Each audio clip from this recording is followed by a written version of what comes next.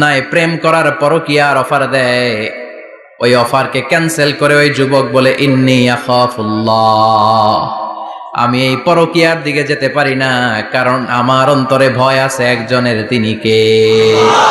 যাদের হৃদয়ে আছে আল্লাহর ভয়, তারা কভু পথ ভুলে যায় না।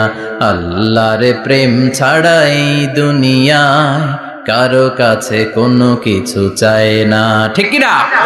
রাতের আধারে যারা সেজদাতে রয়, দু চোখের শ্রুতে নদী যেন বয়। আল্লাহু আকবার।